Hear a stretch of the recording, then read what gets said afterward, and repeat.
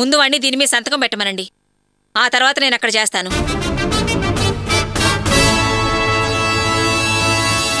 ఏంటిది? ఇంటి కాగితాలకు బదులు షెడ్ కాగితాలు ఇస్తామన్నారుగా, దానికి ఇది.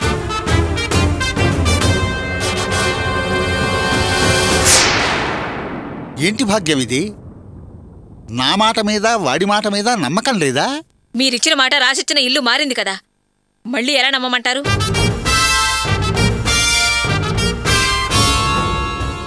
ఏంటమ్మా, మీకేమైనా అబ్జెక్షన్ ఉందా? ఏదైనా ప్రాబ్లం ఉంటే అన్నీ మాట్లాడుకున్నాకే కదా వచ్చేది, మళ్ళీ ఏంటి? అబ్బే ఏం లేదండి పెద్దనాన్న, నేను సంతకం పెడతాను, నాకేం అభ్యంతరం లేదు.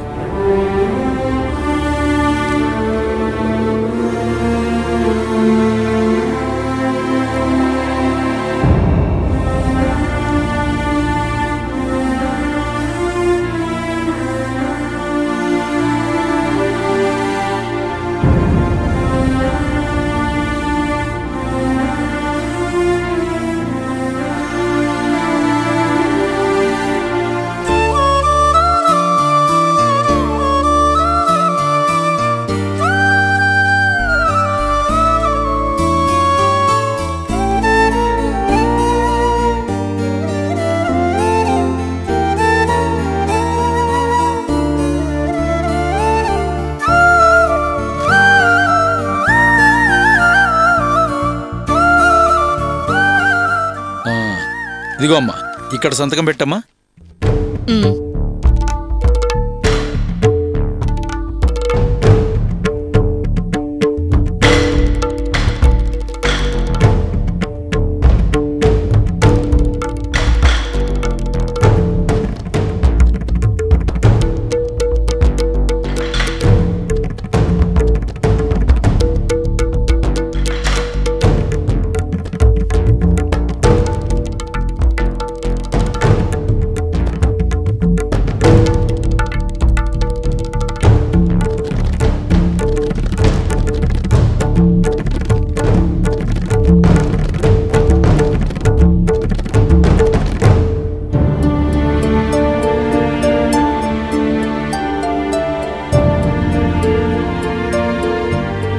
నేను చెప్పిందంతా జ్ఞాపకం ఉందిగా.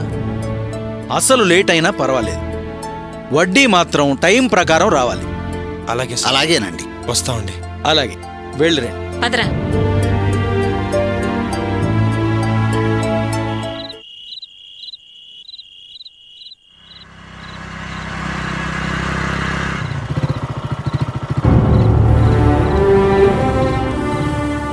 నేను వెళ్ళి నగలిచ్చేసి వస్తాను. సరే.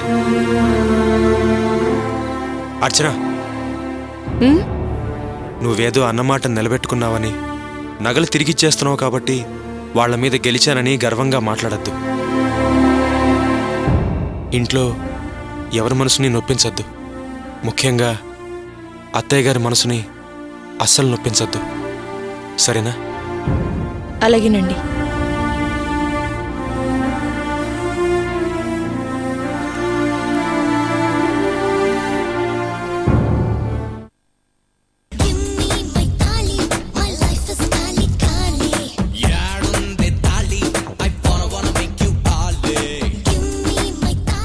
నాన్న, అర్చనా, అర్చనా రామ్మరా. ఆశ్చర్యంగా ఉంది. ఏమిటమ్మా ఈ టైంలో వచ్చావు? వరలక్ష్మి, ఒకసారి బయటికి రా. ఎవరొచ్చారో చూడు. ఎవరండి?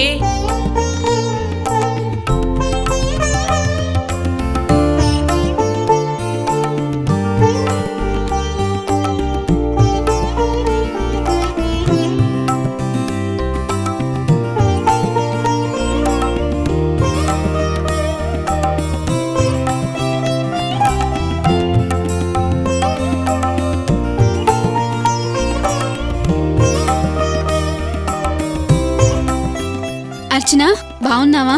బాగున్నాను. నువ్వెలా ఉన్నావు? నేను బాగున్నాను. బాగా చదువుతున్నావా?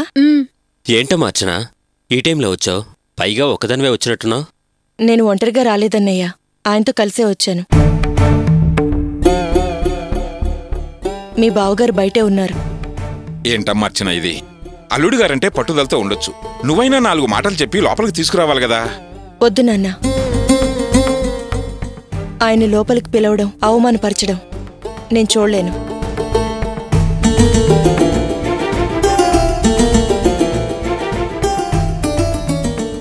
ఏంటి వరలక్ష్మి అలా మౌనంగా ఉన్నావు? ఇంటికొచ్చిన కూతుర్ని ఎలా ఉన్నావని 2 మాటలు మాట్లాడొచ్చు కదా. నాన్న, అమ్మ నాతో మాట్లాడకపోయినా పర్వాలేదు, కానీ నేను అమ్మతో చాలా విషయాలు మాట్లాడదామని వచ్చాను.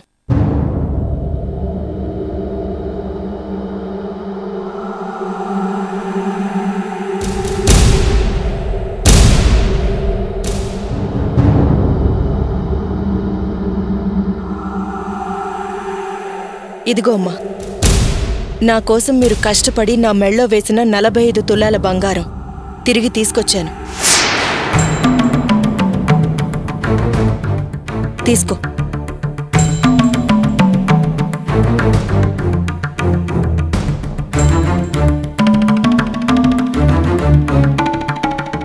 నీతో 20 రోజుల్లో ఇస్తానన్నాను, కానీ ఆ దేవుడి దయ వల్ల 2 రోజుల్లోనే ఇవ్వగలుగుతున్నాను. నీకిచ్చిన మాట నిలబెట్టుకోగలుగుతున్నాను. తీసుకో. ఎందుకు అలా చూస్తున్నావు? నిన్ను నన్ను విడదీసింది ఈ నగలే అని చూస్తున్నావా? అలా ఎందుకు అనుకోవాలి? విడిపోయిన నన్ను నా భర్తని కలిపింది ఈ నగలే అనుకోవచ్చు కదా.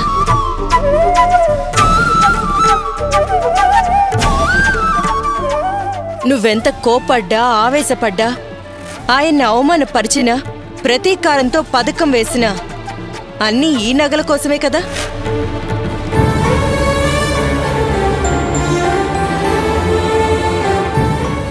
తీసుకో అమ్మా, తీసుకో. నేనేం నిన్ను కష్టపెట్టాలనో, నీ మనసుకి బాధ కలిగించాలనో ఇలా అనడం లేదు. నీ మనసు తెలుసు, నీ ఆరాటం ఏంటో తెలుసు. ఈ నగల కోసం మీరందరూ ఎంత కష్టపడ్డారో నేనిక్కడుండి చూశాను. అన్న ఈ నగల కోసం జైలుకెళ్లిన సంగతి అందరికీ తెలిసిందే. నేనే మర్చిపోలేదు.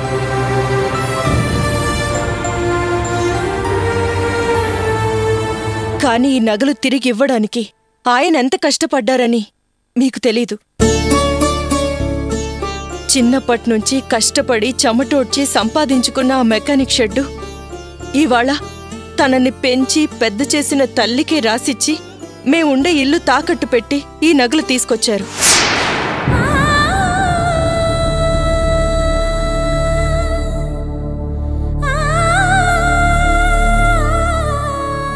ఇలా ఎందుకు చేశారో తెలుసా? మీకిచ్చిన మాటని నిలబెట్టుకోవాలని. ఇచ్చిన మాటను నిలబెట్టుకోలేదని మా ఆయన్ని మళ్ళీ ఎప్పుడు అవమానపరచకండి.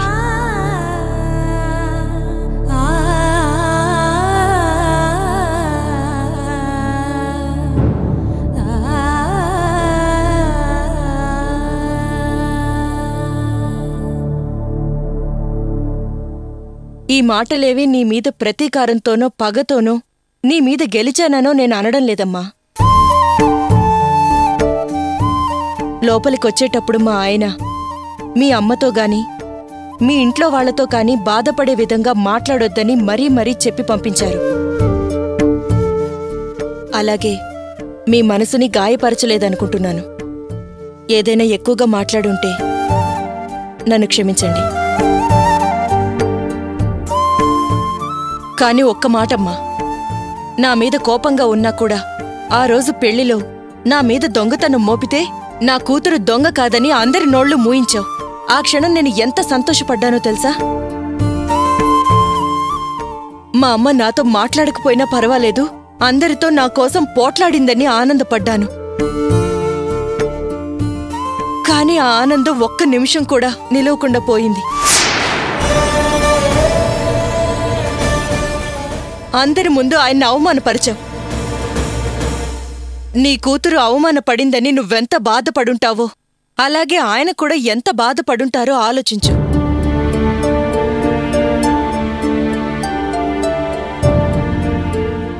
ఒక విధంగా ఆలోచిస్తే చాలా సంతోషంగా ఉందమ్మా. నువ్వు చాలాసార్లు అలా ఆవేశంగా మాట్లాడకపోయుంటే నేను జీవితాంతం ఇక్కడే ఉండిపోయేదాన్ని. నేను ఆయన మనసును అర్థం చేసుకోలేక ఆయనతో కలిసుండేదాన్ని కాదు. ఆ దేవుడు నేను ఆయన కలిసుండాలని నీ మనసులో దూరి అలా ఆవేశంగా మాట్లాడించాడేమో. నీ కోపం వల్ల నేను నా భర్త సంతోషంగా ఉన్నాం. దానికి 45 తులాల బంగారం కాదు, 450 తులాల బంగారం ఇచ్చినా ఆ సంతోషం రాదు. ఇంతవరకు నేను నీతో మాట్లాడినా నువ్వు నాతో మాట్లాడలేదు. నేనెంతో బాధపడ్డాను. కాని ఈరోజు నువ్వు నాతో మాట్లాడలేదు. నా మనసులో ఉన్నదంతా నీతో చెప్పాను. నాకు ఎంత సంతోషంగా ఉందో తెలుసా? ఇకపైన నువ్వు నాతో మాట్లాడినా మాట్లాడకపోయినా నేను బాధపడనమ్మా. వస్తాను. అమ్మా అర్చన,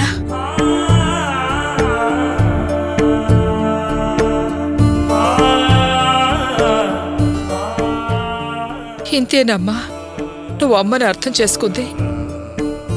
ఇలా మాట్లాడకుండా కత్తితో పొడిచినా గొంతు నులిమి చంపినా బాగుండేది. ఏ ఆయుధం అవసరం లేకుండా మాటలతో నన్ను చంపేశావు కదమ్మా. అలా అనడానికి నీకు మనసెలా వచ్చింది? మీ అమ్మ కఠినమైనది, జాలి దయ లేని దుర్మార్గురాలు అని అనేసావా అమ్మా? అర్చన, నేను అలాంటి దాన్ని కాదమ్మా.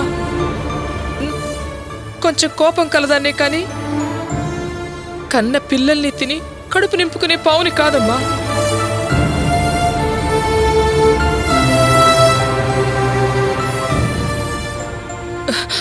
ఆవేశంలో ఒక మాట అటు ఇటు జారేదాన్నే కానీ బిడ్డల్ని చేజార్చుకునేదాన్ని కాదమ్మా. నీ భర్త వైపు న్యాయం ఉందని ఆలోచించకుండా నాకు జరిగిన అవమానంతో మీ ఆయన మీద ప్రతీకారం తీర్చుకోవాలని చూశాను. పగ పెంచుకున్నాను. అది తప్పేనమ్మా. కానీ ఏం చేయను, నా బుద్ధి అటువంటిది. నాకు బుద్ధి చెప్పే విధంగా నన్ను ఎదిరించి వెళ్ళిన రోజు నాకు కొంచెం కోపం వచ్చింది తల్లి. కానీ ఆ తర్వాత నువ్వు మీ ఆయన ఆనందంగా ఉన్నప్పుడు గుళ్ళో చూసాను చూడు,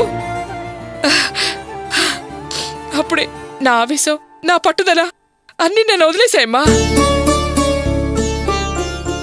ఇలా నువ్వు సంతోషంగా ఉండాలనేనమ్మా నేను ఆవేశపడింది. ఆ వేళ నిన్ను చూసొచ్చి మీ నాన్నగారితో చెప్పి నేను ఎంత సంతోషపడ్డానో తెలుసా?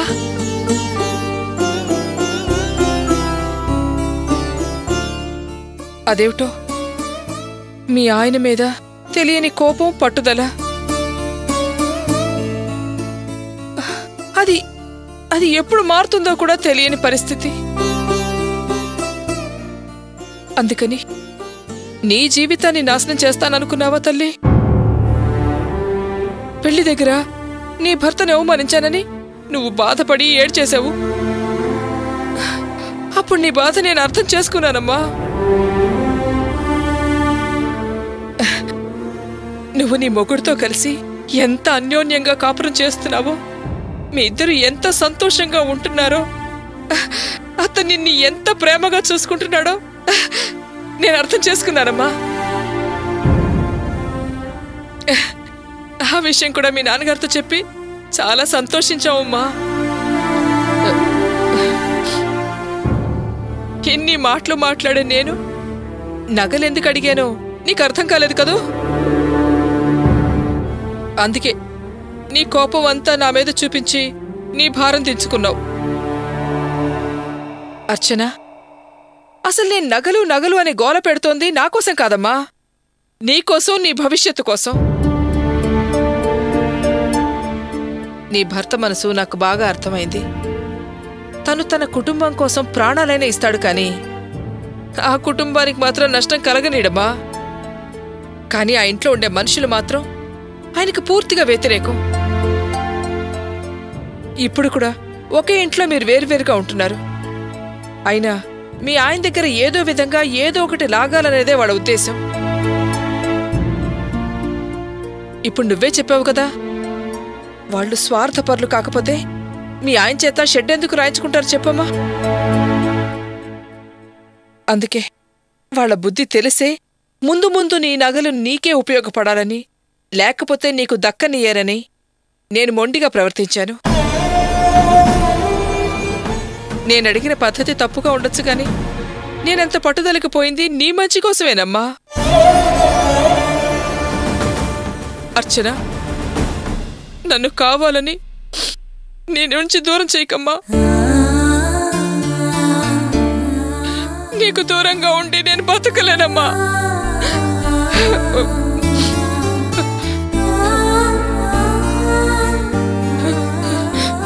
నన్ను క్షమించు తల్లి, నన్ను క్షమించు. అయ్యో అమ్మా, ఏంటమ్మా ఇది? నన్ను క్షమాపణలు అడగడం ఏంటి? నేను తప్పు చేస్తే నువ్వు నన్ను క్షమించాలి. ఏడోకమ్మా, ఎందుకు ఏడుస్తున్నావు? ఊరుకో, ఊరుకోమ్మా. వరలక్ష్మి, ఇప్పటికైనా పంతాలు పట్టింపులు మానేసి అందరితో కలిసిపోయావు. చాలా సంతోషంగా ఉంది. అవును, ఇప్పుడు నువ్వు మాట్లాడిందంతా నిజమేగా?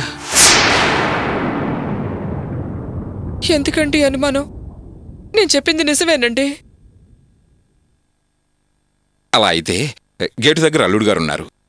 ఒకప్పుడు కాలర్ పట్టుకుని నువ్వే బయటకు గెంటేశావు. అందుకేగా ఇప్పుడు లోపలికి రంది. వెళ్ళు, నువ్వు వెళ్ళి లోపలికి రమ్మని పిలు.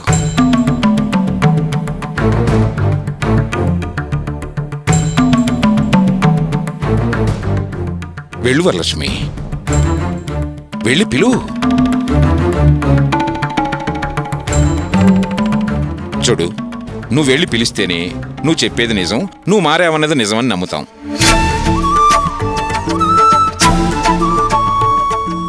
నాన్న చెప్పింది నిజమేనమ్మా. వెళ్ళి గోపిని రమ్మని పిలువమ్మా. వెళ్ళమ్మా.